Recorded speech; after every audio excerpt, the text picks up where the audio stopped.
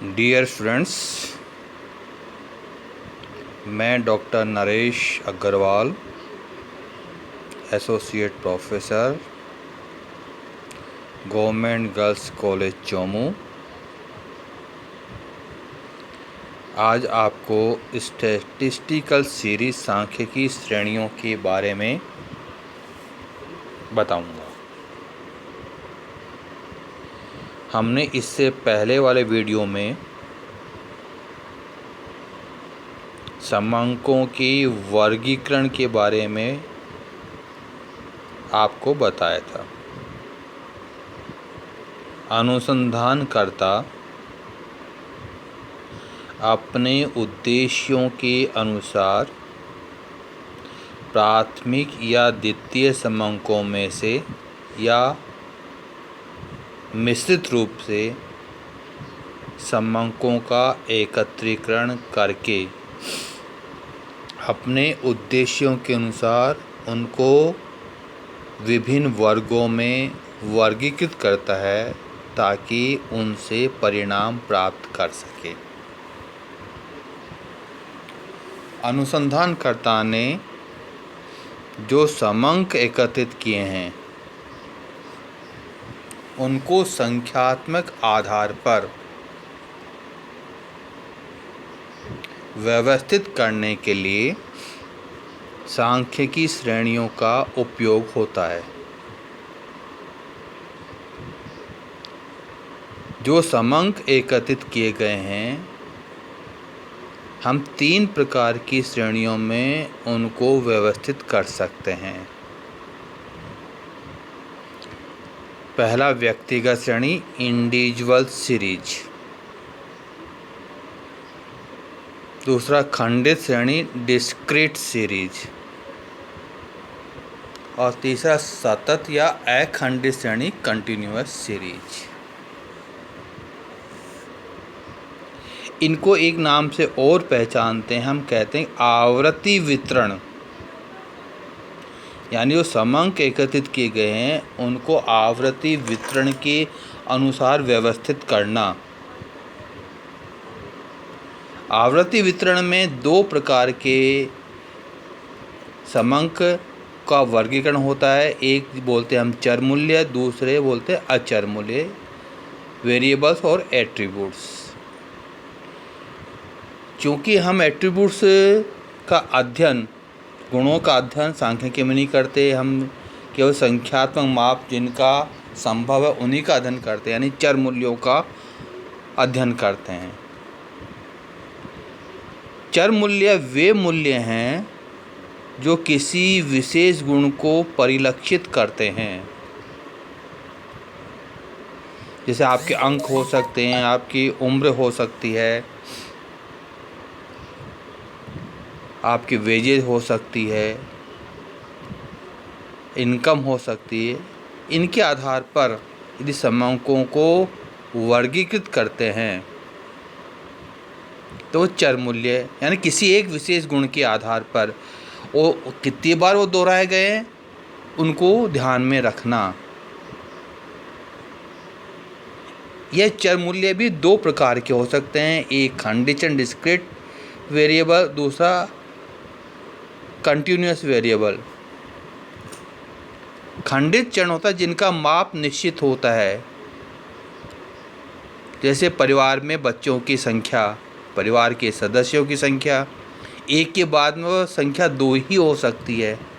Decimal में उसका उपविभाजन संभव नहीं होता है, माप निश्चित है। परिवार में बच्चों की संख्या, परिवार में सदस्यों की संख्या, पेड़ पर पत्तों की संख्या, इनका उपविभाजन नहीं होता। नहीं, एक के बाद संख्या यदि आएगी तो 2 ही आएगी।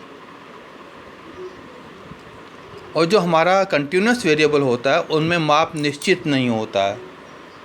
जैसे हमने कहा अंक 0 से 10, इसका मतलब 0 से 10 के बीच में कोई भी अंक हो सकता है जो विद्यार्थी को मिलें, मार्क्स मिलें।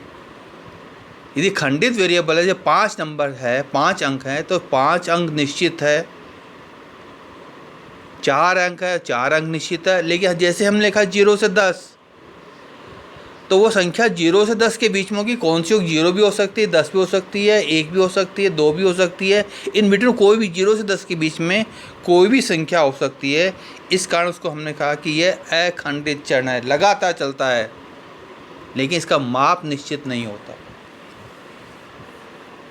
इसको बोलते हैं अखंडित चरण। आज इस वीडियो में हम व्यक्तिगत श्रेणी के बारे में चर्चा करेंगे कि व्यक्तिगत श्रेणी क्या है, किस प्रकार हम पहचान सकते हैं व्यक्तिगत श्रेणी को, किस प्रकार व्यक्तिगत बना सकते हैं हम, इसकी कौन कौन सी विशेषता होती है, व्यक्तिगत श्रेणी का क्रम कौन सा होता है। ये सब बातें आज हम पढ़ने वाले हैं इस वीडियो में। तो सबसे पहले व्यक्तिगत श्रेणी। व्यक्तिगत श्रेणी वह श्रेणी है जिसमें प्रत्येक मद, इकाई या चर मूल्य का माप अलग अलग लिखा जाता है। यानी प्रत्येक इकाई स्वतंत्र रूप से हमको दिखाई देती है, हर इकाई का माप अलग अलग नज़र आता है, तो वह श्रेणी हमारी व्यक्तिगत श्रेणी होगी। जैसे क्लास में 10 विद्यार्थी मेरे सामने उपस्थित हैं, मैंने बोर्ड पर इन 10 विद्यार्थियों के अंक लिखे हैं। मैं इसको आगे उदाहरण के द्वारा समझाऊंगा, केवल अभी आप इतना समझ लीजिएगा। 10 विद्यार्थियों के अंक मैंने बोर्ड पर लिख दिए, तो ये व्यक्तिगत श्रेणी होगी। अब चाहे मैं सीरियल नंबर नाम लिखकर फिर बोर्ड पर इनके अंक लिखूं, इनका व्यक्तिगत नाम पूछकर फिर बोर्ड पर अंक लिखूं, या इनके रोल नंबर पूछकर फिर बोर्ड पर अंक लिखूं, तीनों स्थितियों में वह व्यक्तिगत मेजरमेंट बोर्ड पर लिखा गया है, इसलिए यह श्रेणी व्यक्तिगत श्रेणी होगी। इसका पहचान का तरीका भी है। जैसे हम देखें, हमको नज़र आए कि भाई रोल नंबर के साथ में अंक लिखे हुए, रोल नंबर एक बार ही आता है। यदि हम किसी दूसरे विद्यार्थी को रोल नंबर अलॉट करते हैं तो दूसरे विद्यार्थी को ही करेंगे, एक विद्यार्थी के 2 रोल नंबर नहीं हो सकते हैं। इसी के क्रम संख्या भी एक बार ही आती है, एक के बाद में क्रम संख्या यदि बदलेगी 2 ही आएगी, 2 के बाद बदलेगी तो 3 ही आएगी। यानी एक क्रम संख्या पर एक ही मेजरमेंट हो सकता है। तो इस प्रकार हमको कोई भी माप नज़र आता है तो हम कह सकते हैं इस प्रकार की श्रेणी हमारी व्यक्तिगत श्रेणी होगी। जैसे उदाहरण के लिए मैंने यहाँ 3 उदाहरण लिए हैं। पहला उदाहरण दिया जिसमें रोल नंबर और मार्क्स दिए हुए हैं, दूसरे उदाहरण में वेजेज और सीरियल नंबर दिया हुआ है, और तीसरे उदाहरण में नेम ऑफ पर्सन और सैलरी दी हुई है। ये तीनों उदाहरण व्यक्तिगत श्रेणी के हैं। पहले उदाहरण में 5 विद्यार्थियों के मार्क्स दिए हुए हैं, तो मैंने रोल नंबर लिखे 1 2 3 4 5, उनके मार्क्स लिखे 10 8 10 0 7। दूसरे उदाहरण में जो बी उदाहरण के नाम से आपके स्क्रीन पर है, जिसमें serial number 1 2 3 4 5, wages 100 200 300 400 500,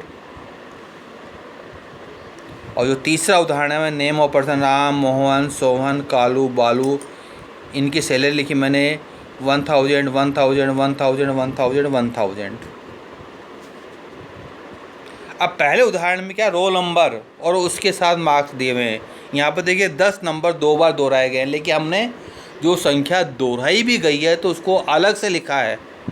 roll number 1 के भी 10 नंबर हैं, रोल नंबर 3 के भी 10 नंबर आए हैं। यदि सभी विद्यार्थियों के 10 नंबर आते तो हम रोल नंबर 1 के सामने 10 लिखते, 2 के सामने 10 लिखते, 3 के सामने 10 लिखते, 4 के सामने 10 लिखा जाता और 5 के सामने भी 10 लिखते। यानी संख्या यदि दोहराई गई है तो भी वह दोबारा लिखी जाएगी, एक बार लिखकर नहीं छोड़ेंगे हम। दूसरा उदाहरण सीरियल नंबर एक बार ही आ सकता है। इसके सामने वेजे लिखी है मैंने, सबकी वेजे अलग अलग, कोई संख्या कॉमन नहीं है। और तीसरा जो उदाहरण लिखा है हमने वो लिखा नेम ऑफ पर्सन और सैलरी। एक व्यक्ति का नाम एक बार ही आ सकता है, एक ही नाम के 2 व्यक्ति होंगे तो फादर्स नेम के साथ अलग पहचान होगी उनकी, या कोई अलग सिंबल देंगे जिनके आधार पहचान सके ये राम कौन सा है और दूसरा वाला राम कौन सा है। 2 राम वहाँ पर उस संस्था में उपस्थित हैं। यहाँ पर देखो सभी के नंबर, सभी की सैलरी एक है।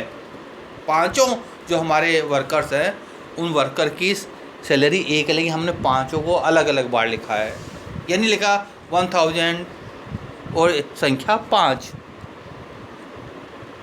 इस कारण से ये तीनों उदाहरण हमको व्यक्तिगत श्रेणी के रूप में नज़र आते हैं। आप परीक्षा में जब प्रश्न हल करें तो देख लीजिएगा कि रोल नंबर के साथ मार्क्स दिए हुए हैं क्या, कोई फ्रीक्वेंसी तो नहीं दी हुई है क्या। फ्रीक्वेंसी का मतलब वो संख्या कितनी बार दोहराई गई है। यदि दोहराव की संख्या लिखी गई है, जैसे तीसरे उदाहरण में हम 1000 उसके सामने 5 लिख दें, तो ये व्यक्तिगत श्रेणी नहीं होगी। हम पाँचों की संख्या अलग अलग लिखेंगे, आय उनके अलग अलग लिखेंगे, तभी वह व्यक्तिगत श्रेणी होगी।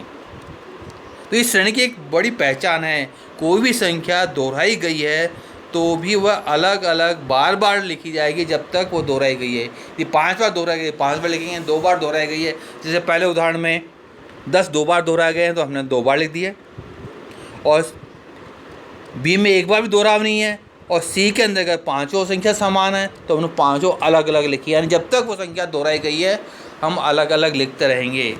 तो यह इस प्रकार की श्रेणी व्यक्तिगत श्रेणी होगी। अब श्रेणी का क्रम होता है, कोई भी श्रेणी हो कि वह क्या तो आरोही क्रम में व्यवस्थित होगी या वह श्रेणी अवरोही क्रम में व्यवस्थित होगी।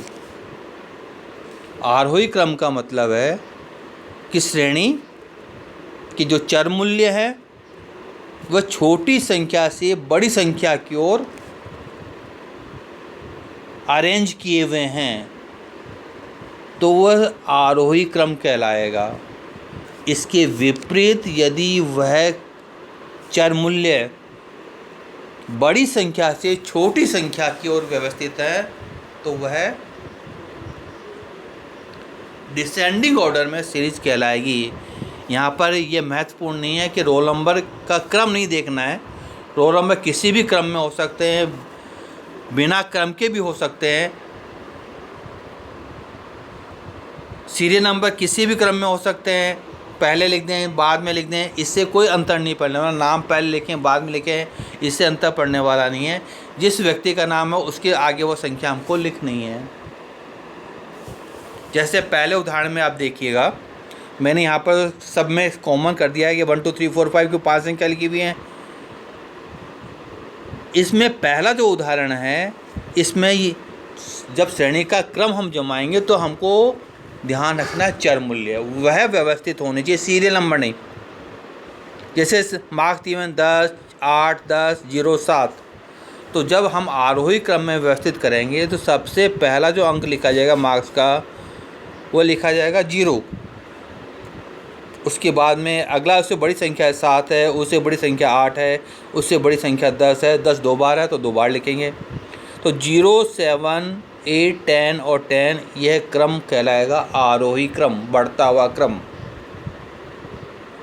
और इसके विपरीत यदि हम अवरोही क्रम में श्रेणी व्यवस्थित करना चाहते हैं तो सबसे बड़ी संख्या पहले लिखी जाएगी 10, सबसे बड़ा चर मूल्य हमारा तो 10 लिखेंगे, 10 2 बार आया इससे 2 बार लिखेंगे।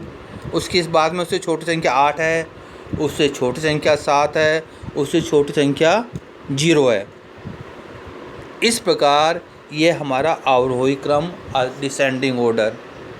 प्रश्न में जो क्रम दिया जाए उसी क्रम में प्रश्नों को हल करने की कोशिश कीजिएगा। यदि वो प्रश्न क्रम बदलने के लिए कहा आपको कि आरोही क्रम है अवरोही क्रम में बदलिए तो अवरोही क्रम में बदल दीजिएगा, अवरोही क्रम में दिया हुआ है आरोही क्रम में बदलना है तो आरोही क्रम बदल दीजिएगा। दोनों प्रकार से आपको प्रश्न को हल करना आना चाहिए कि आरोही क्रम में श्रेणी को किस प्रकार अरेंज करते हैं, अवरोही क्रम में श्रेणी को किस प्रकार से हम अरेंज करते हैं। ये दोनों क्रम मैंने आपको बताए हैं। या हमारा दूसरा उदाहरण भी लें हम, और उसको यदि हम अरेंज करना चाहें तो जो मूल उदाहरण दिया हुआ है वह दिया हुआ है आपको आरोही क्रम का, छोटी संख्या से बड़ी संख्या की हो तो, और उसको अवरोही क्रम में बदलना हो तो सबसे पहले लिखेंगे 500, उसके बाद लिखेंगे 400, उसके बाद लिखेंगे 300, उसके बाद 200 और 100। तो ये हमारा अवरोही क्रम। और जो तीसरा उदाहरण दिया हुआ है ये इसका कोई क्रम नहीं है, सब संख्या समान है, तो चाहे आरोही क्रम में लिखें चाहे अवरोही क्रम में लिखें यही संख्याएं आपको बार बार लिखनी पड़ेंगी। यानी 1000 5 बार लिखने आपको, 1000 1000 1000 1000, चाहे आरोही क्रम में लिखें या अवरोही क्रम में। तो आपको समझ में आ गया होगा कि इस प्रकार श्रेणी का क्रम हम निश्चित करते हैं, आरोही या अवरोही क्रम, और किस प्रकार हम उनको आरोही से अवरोही में या अवरोही से आरोही में हम बदल सकते हैं। फिर एक बात ये सबसे महत्वपूर्ण है, हम जब न्यूमेरिकल क्वेश्चन करेंगे तो यह श्रेणी की पहचान सबसे महत्वपूर्ण होती है। यदि हमने श्रेणी की पहचान सही कही है तो हमारा क्वेश्चन सही होगा, और हमने पहचान सही नहीं की है तो क्वेश्चन भी सही नहीं होगा। तो आज मैंने आपको व्यक्तिगत श्रेणी बनाया। अगला जो वीडियो होगा हमारा, उसमें हम जो दूसरी हमारी श्रेणी है खंडित श्रेणी, उसके बारे में बताऊंगा। आपको कोई भी कठिनाई हो किसी भी संबंध में, अपने स्टडी से संबंधित, आपको मैंने व्हाट्सएप नंबर दे रखे हैं अपने, उस व्हाट्सएप नंबर पर अपने क्वेरीज हम मुझसे पूछ सकते हैं। Thank you.